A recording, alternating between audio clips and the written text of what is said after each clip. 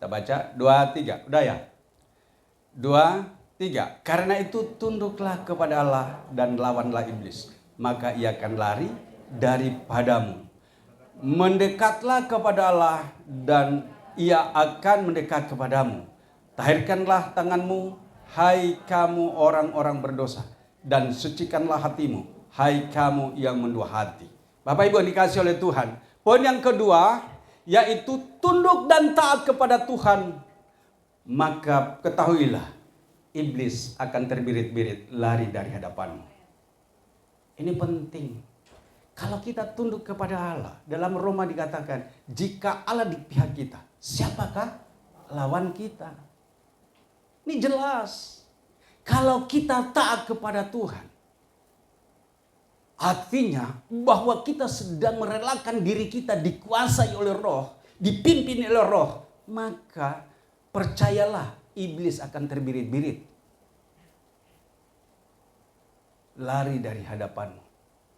Nah, ayatnya yang ke-7 dikatakan, karena itu tunduklah kepada Allah. Taatlah kepada Tuhan. Kenapa iblis tidak lari? Kenapa iblis begitu gencar? Kenapa iblis begitu berkuasa atas seseorang? Karena dia tidak ada ketaatan kepada Tuhan. Makanya sangat empuk. Jangan kita bilang, saya biasa-biasa aja. Ya, hidup saya biasa-biasa aja. Nggak ibadah juga nggak apa-apa. Ya, nggak ikut doa juga nggak apa-apa. Nggak ikut komsel nggak apa-apa. Saya nggak ikut kebaktian nggak apa-apa. Nggak baca firman nggak apa-apa. Seringkali kita terlena. Iblis itu tidak dia menunjukkan dirinya. Nyata-nyata enggak, pelan-pelan. Pelan-pelan dia dekati. Dia beri rasa malas, rasa jenuh, rasa bosan. Sehingga akhirnya, enggak mau baca firman. Makanya tak henti-hentinya kita sampaikan, baca firman Tuhan. Buka Alkitabmu dan baca. Tidak akan henti-hentinya akan menyampaikan hal itu. Karena perlawanan kita itu ada di situ. Waktu engkau berdoa, baca firman-Nya, Roh Kudus akan bekerja dan Dia akan memampukan engkau untuk melakukan segala sesuatu. Ini penting untuk kita perhatikan dengan baik. Karena itu tunduklah kepada Allah. Ibadah hari Minggu? Enggak. Kalau masih ada yang lain, saya pergi tempat yang lain. Apa yang menyenangkan dagingku itu aku ikutin. Enggak sadar kita sedang larut di dalam kebiasaan yang menjauhi Tuhan. Bagaimana rohmu? Bagaimana imanmu akan berkobar? Bagaimana imanmu akan berkemenangan? Di dalam perkara-perkara rohani tidak boleh kita sepelekan.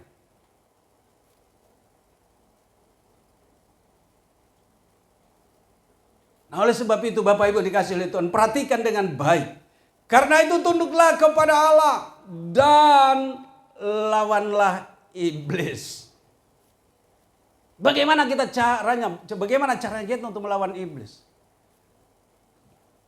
Tadi sudah disampaikan. Ada beberapa hal berkaitan dengan Efesus 6. Nah, di sini dikatakan lawanlah iblis.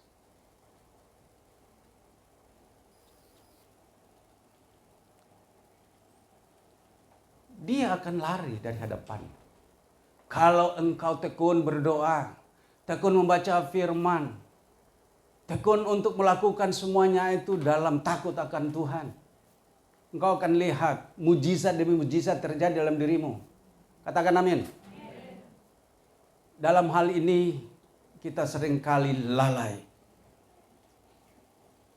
Ayat yang ke-8 kita perhatikan.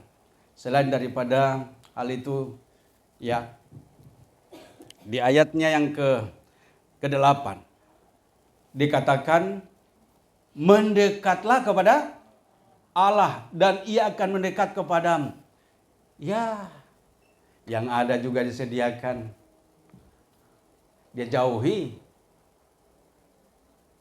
Ya, seringkali kita lalai di dalam hal ini. Suruh baca firman.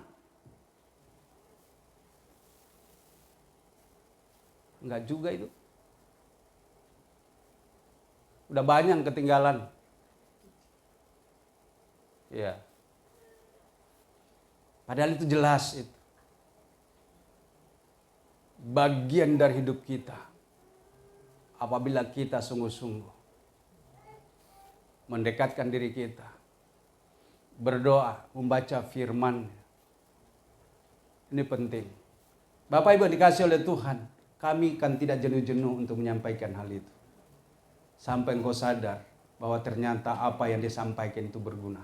Sangat berguna buat iman kita. Ada amin? Iya. Dikatakan bahwa kita harus senantiasa membaca firman-Nya. Mendekat kepada Allah dan Ia akan mendekat kepadamu. Ayat 8, mendekatlah kepada Allah dan Ia akan mendekat kepadamu. Tahirkanlah tanganmu, hai kamu orang berdosa, dan sucikanlah hatimu, hai kamu yang mendua hati. Bapak Ibu yang dikasih oleh Tuhan, jika kita mendekat kepada Allah, yang jelas bahwa Tuhan akan mentahirkan kita dan Tuhan akan menyucikan, otomatis dalam iman